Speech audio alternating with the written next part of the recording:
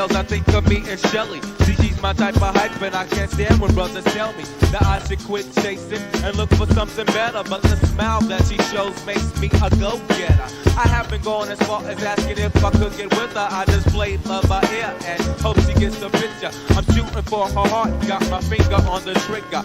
She can be my broad, and I can be her nigga, but all I can do was stay up. Back as kids we used to kiss when we played truth or dare. Now she's more sophisticated, highly educated, not at all overrated. I think I need a prayer to get in a book, and it looks rather dry. I guess a twinkle in her eye is just a twinkle in her eye.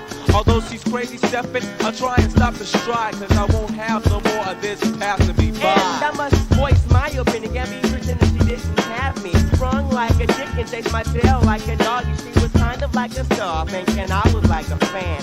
Dude, she looked good. Downside, she had a man, he was a Rudy too.